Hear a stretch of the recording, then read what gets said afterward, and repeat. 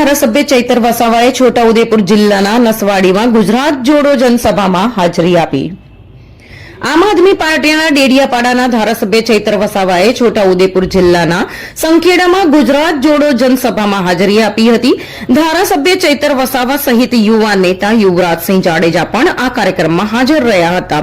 આ જનસભામાં ખૂબ જ મોટી સંખ્યામાં લોકો ઉમટી પડ્યા હતા અને આમ આદમી પાર્ટીને સમર્થન આપ્યું હતું। આ કાર્યક્રમ દરમિયાન ધારાસભ્ય ચૈતર વસાવાએ ભાજપ પર આકરા પ્રહાર કરતા કહ્યું હતું કે 28 ગામોને હાઇડ્રો પ્રોજેક્ટ મંજૂર થયો। જો આ પ્રોજેક્ટના નામે આદિવાસીઓની એક પણ ઇંચ જમીન છીનવવામાં આવશે તો અમે તીરકામઠા લઈને તેનો ઉગ્ર વિરોધ કરીશું। કાંદા ગામમાં પ્રાથમિક સુવિધા હજુ પણ નથી। નસવાડીમાં પ્રાથમિક આરોગ્ય કેન્દ્રના ઠેકાણા નથી। 30 વર્ષના શાસન બાદ પણ આજે આદિવાસી વિસ્તારોમાં પ્રાથમિક સુવિધાઓની કમી છે।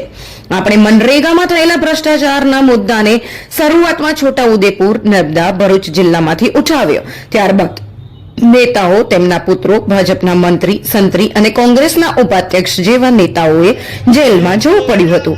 કેન્દ્રની ભાજપ સરકાર તેમના નેતાઓના કૌભાંડોને છુપાવવા માટે મનરેગાનું નામ બદલ્યું। અમે ભાજપના નેતાઓને કહેવા માંગીએ છીએ કે મનરેગાનું નામ બદલવાથી ભાજપના કૌભાંડો ભૂલી શકાશે નહીં અને ભ્રષ્ટાચારીઓને અમે છોડીશું નહીં। મનરેગાનું નવું નામ જી રામજી કરી નાખવામાં આવ્યું। ભાજપે પોતાના મનરેગાના કૌભાંડોને છુપાવવા માટે ભગવાન રામના નામનો ઉપયોગ કર્યો તો આવી સરકારને આપણે હવે જાકારો આપવો જોઈએ। ખોટી રીતે કનંગળ કરે છે, ડરાવે છે, ધમકાવે છે, રેડ પાડવામાં આવે છે, ત્યારે એવા પોલીસ અધિકારીઓ જે પણ હશે એવા પોલીસ અધિકારીઓને આ મંચ પરથી કહેવા માંગુ છું, અમારા લોકોને જો તમે આ પ્રકારની હેરાનગતિ કે આ પ્રકારની ડરાવવાની, ધમકાવવાની ભાજપના નેતાઓની ઈશારે જો કામગીરી કરશો તો આવનારા દિવસોમાં અમારો પણ સમય આવવાનો છે। બધાનો હિસાબ કિતાબ અમે કરી દઈશું। આવનારા દિવસોમાં અમારો પણ સમય આવવાનો છે। અમે પરિવર્તનની ધારા લઈને ઉપડેલા છે, મોતને મુઠ્ઠીમાં લઈને નીકળેલા છે।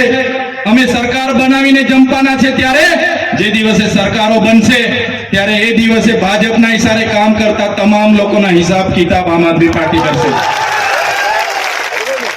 સાથીઓ, તમે જોયું હશે આપણી બધાની લડત ચાલુ છે। અંબાજીથી ઉમરગામ હોય, અરવલ્લી બચાવો લડાઈ હોય, નર્મદા બચાવોની લડાઈ હોય, સાતપુડા પર્વતો બચાવવાની લડત હોય, આજે પૂરજોશમાં ચાલે છે। ત્યારે આ ભાજપની સરકાર હોય કેટલાક સમય પહેલા આખું મંત્રીમંડળ એમણે બદલી કાઢ્યું। એમની નિષ્ફળતાઓ છુપાવવા માટે એમણે મંત્રીમંડળ બદલ્યું। પણ મારા વડીલો, મારી માતાઓ, મારા યુવાનોને કહેવા માંગુ છું, એ લોકો મંત્રીમંડળ બદલે તેનાથી કૌભાંડો ઢંકાવવાના નથી। 2027માં આપણે આખી સરકાર બદલી કાઢવાની છે। 2027માં આપણે આખી સરકાર બદલી કાઢીશું। એ વાત કરવા માટે અમે તમારી વચ્ચે આવ્યા છે। આમ આદમી પાર્ટીની જવાબદારી અમને મળેલી છે।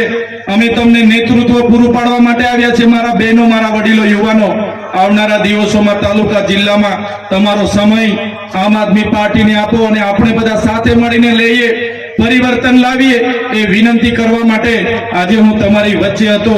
ત્યારે વધારે વિશેષ વાત હું નથી કહેતો, પણ જે તમારો પ્રેમ, તમારા આશીર્વાદ, મારા યુવાનોનો જે સહકાર અમને મળે છે, તમે સ્વયંભૂ અમારા માટે આવી જાઓ છો, અમારું સ્વાગત કરો છો, સન્માન કરો છો, અમને જે તમારું